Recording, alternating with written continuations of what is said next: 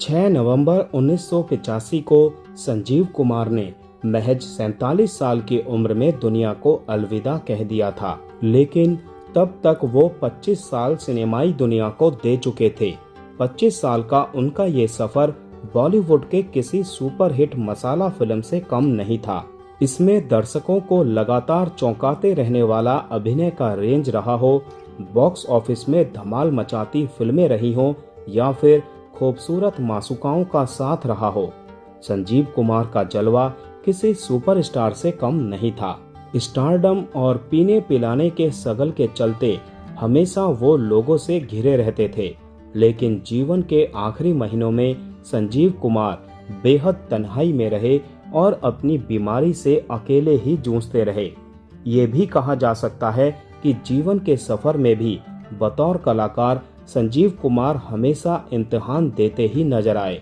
बेहद कम उम्र में पिता की मौत, उसके बाद परिवार चलाने के लिए मां का संघर्ष, थिएटर से लगाव, परिवार की जिम्मेदारी और फिल्मों में काम पाने का संघर्ष, यानी संजीव कुमार हमेशा संघर्ष करते रहे। इन सब के बावजूद उनके चेहरे की स्माइल हमेशा बनी रही और उनके अभिनय की खास शैली में इस मोहक मुस्कान का अहम योगदान रहा। उन्होंने बी ग्रेड की फिल्मों से शुरुआत करते हुए महज अभिनय के बलबूते वो स्टारडम हासिल कर लिया था, जिसके चलते मल्टी स्टारर फिल्मों में भी वो सबसे अधिक मेहनताना वसूलने लगे थे। संजीव कुमार को ये कामयाबी किसी झटके से नहीं मिली थी, उन्होंने इसे कदम दर कदम चलकर हासिल किया था, बिल्कुल अपने दम पर। इसमें उनके साथ बचपन से ही अभिनय की तालीम का बड़ा योगदान रहा। इस तालीम को हासिल करने के लिए संजीव कुमार की मां ने अपने जेवर गिरवी रखे थे, तब जाकर शशिधर मुखर्जी के एक्टिंग स्कूल की फीस जमा हो पाई थी। उनकी मां चाहती थी कि बेटा पढ़ लिखकर डॉक्टर या वकील बने, लेकिन संजीव कुमार के मन को अभिनय में रमा देखकर उन्होंने ये फैसला लिया था। संजीव कुमार के संघर्ष की दिलचस्प कहानी में उनके नाम की कहानी भी शामिल है। दरअसल हिंदी फिल्मों में काम तलाशने से पहले वो हरिहर जेठालाल के नाम से थिएटर की दुनिया में काम करने लगे थे। इप्टा के नाटकों में काम करने के दौरान A.K. हंगल ने चर्चित नाटक डमरू में संजीव कुमार को 60 साल के बूढ़े का रोल दे दिया था। महज 19 साल की उम्र में संजीव कुमार ने ये किरदार निभाकर लोगों को भौचक्का कर दिया था। हिंदी फिल्मों में काम की तलाश में हरिहर जेठालाल जरीवाला को पहला मौका 1960 की फिल्म हम हिंदुस्तानी में मिला था। सुनील दत्त और आशा पारेख की इस फिल्म में संजीव कुमार का रोल महज 2 सेकंड के क्लोजअप वाला था। इसके बाद उन्होंने निर्माता, निर्देशकों और स्टूडियोज के चक्कर लगाने शुरू किए। इसी दौरान थिएटर के अपने दोस्तों के साथ बातचीत करते हुए हरिहर जेठालाल ने कहा कि उन्हें अपना स्क्रीन नेम बदलना होगा। संजीव कुमार की मां का नाम शांताबेन जरीवाला था। उन्होंने अपने दोस्तों से कहा कि नाम तो एस से रखूंगा, और उस वक्त दिलीप कुमार और अशोक कुमार की कामयाबी का असर देखते हुए उन्होंने टाइटल कुमार रखना तय किया। उसके बाद नाम भी तय कर लिया, संजय कुमार। संजीव कुमार के कैरियर की दूसरी हिंदी फिल्म आओ प्यार करें 1964 में रिलीज हुई और इसमें उनका क्रेडिट संजय कुमार को गया। इस फिल्म के बाद कमाल अमरोही ने उन्हें शंकर हुसैन फिल्म जो कमाल नहीं बना सके के लिए अनुबंधित किया और कहा कि आपका ये नाम बहुत इम्प्रेसिव नहीं है। कमाल अमरोही ने संजीव का स्क्रीन नेम गौतम राजवंश रखा। हालांकि पाकीजा फिल्म के काम में कमाल इतना डूब चुके थे कि उन्होंने ये फिल्म कुछ शॉट्स के बाद पूरी नहीं की। इस लिहाज से देखें तो गौतम राजवंश नाम भी संजीव कुमार को जचा नहीं। इसी बीच 1964 में दोस्ती फिल्म सुपरहिट हो गई और संजय खान इस फिल्म से स्थापित हो गए। ऐसे में एक संजय खान के होते हुए संजय कुमार नाम से फिल्म करना फायदेमंद नहीं होगा।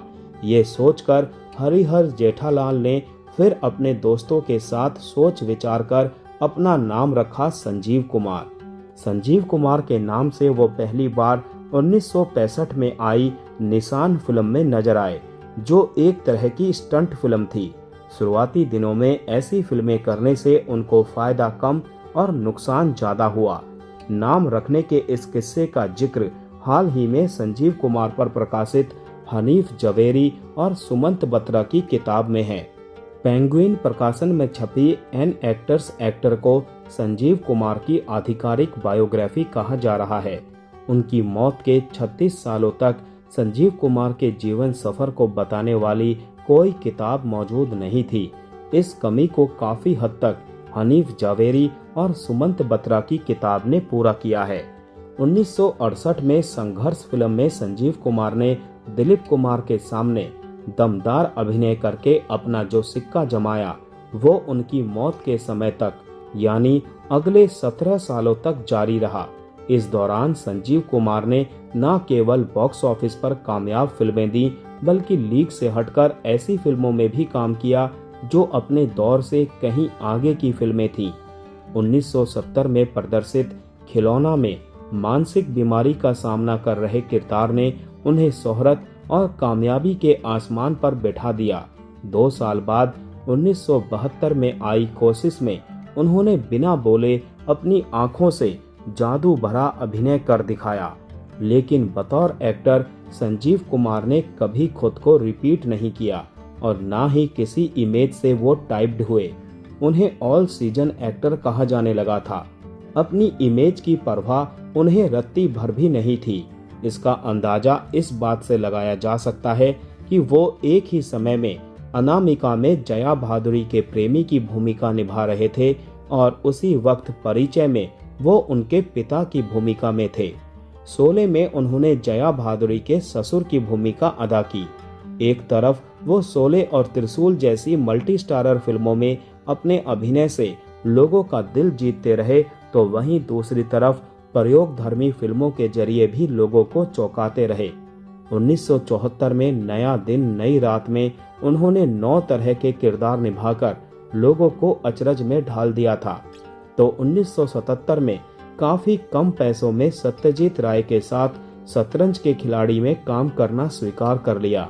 1978 में पति पत्नी और वो के रूप में एक सुपरहिट फिल्म दी, तो 1982 में अंगूर जैसी बेमिसाल कॉमिक फिल्म दी। 1960 से 1985 के बीच संजीव कुमार ने 153 फिल्मों में काम किया। इसमें दस्तक और कोशिश के लिए राष्ट्रीय पुरस्कार मिला। बी ग्रेड की फिल्मों में काम करके यहाँ तक पहुँचना आसान नहीं होता है, लेकिन संजीव कुमार ने इस मुकाम को हासिल कर दिखाया था। इस सफर में संजीव कुमार का शादीशुदा नूतन और हेमा मालिनी के साथ अफेयर जैसा संबंध भी रहा, लेकिन दोनों ही मामलों में बात अटक गई।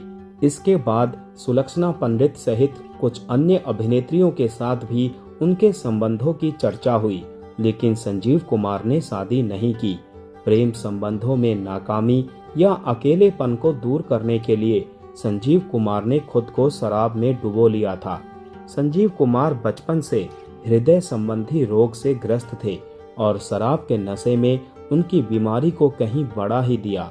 कैरियर के चमकते दौर में महज 37 साल की उम्र में उन्हें पहली बार हार्ट अटैक आया था, लेकिन उन्होंने अपनी जीवन शैली में कोई बहुत बड़ा बदलाव नहीं किया। इसका खामियाजा उन्हें भुगतना पड़ा और जल्द ही उन्हें दूसरा अटैक भी आया। इसके बाद संजीव कुमार ने अमेरिका जाकर अपनी ओपन हार्ट सर्जरी भी कराई।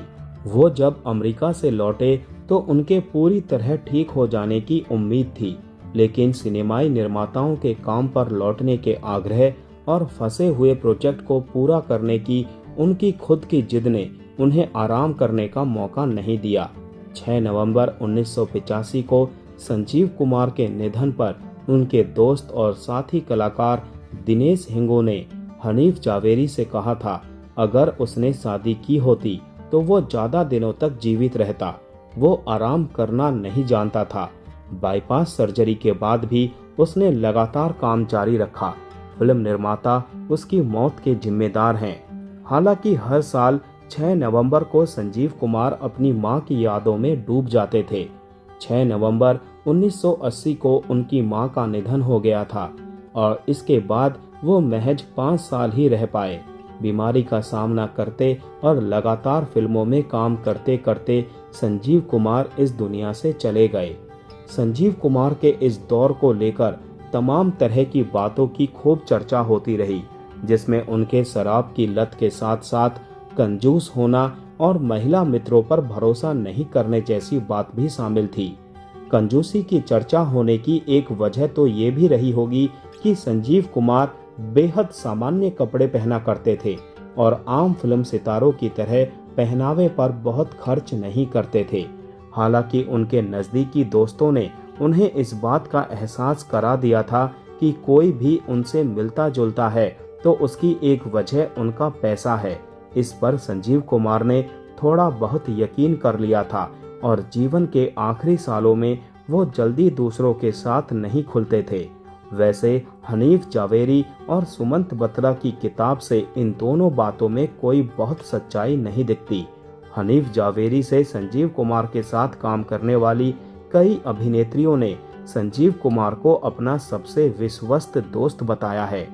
संजीव कुमार भले ही अपना परिवार नहीं बसा पाए हों, लेकिन परिवार की अहमियत का उन्हें बिल्कुल अंदाजा था। लिहाजा न केवल वो अपने परिवार के लोगों की मदद करते रहे, बल्कि दूसरों के उजड़ते घरों को भी उन्होंने बचाया।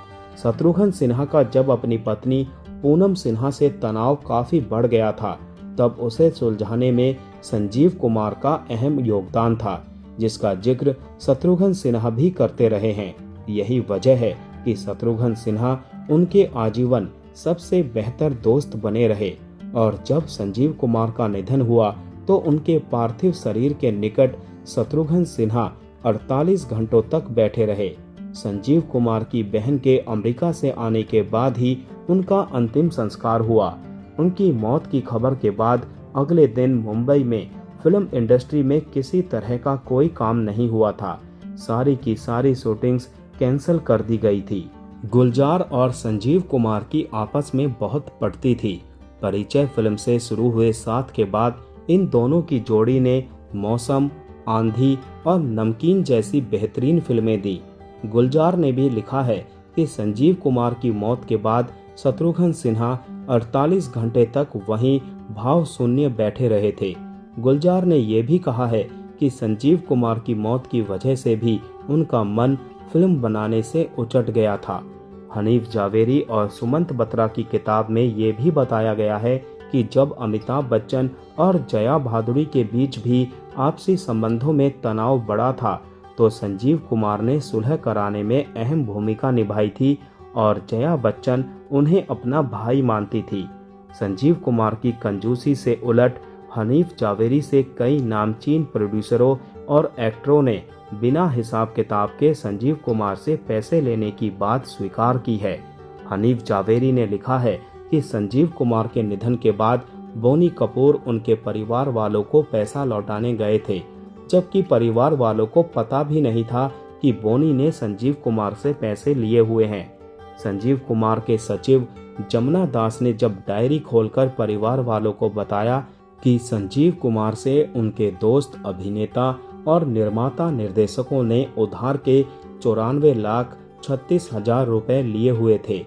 ये रकम आज भी कम नहीं है, लेकिन 1985 में ये रकम कितनी बड़ी रही होगी, इसका अंदाजा आप लगा सकते हैं। तब बैंकों में 5 साल में पैसा दोगुना हो जाता था।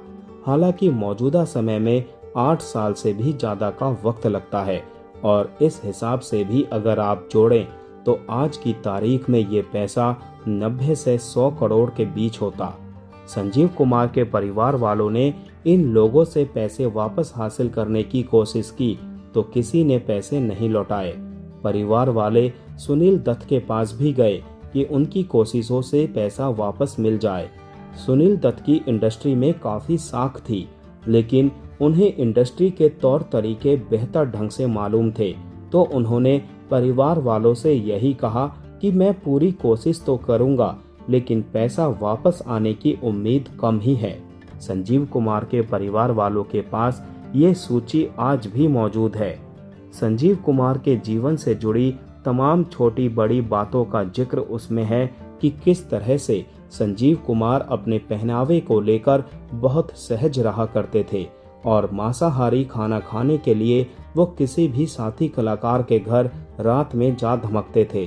गुलजार ने संजीव कुमार पर अपने संस्मरण की पहली पंक्ति में भी उन्हें नॉन वेज खाने का मुरीद बताया है, जो हर वक्त बाहर खाने के लिए तैयार रहता था।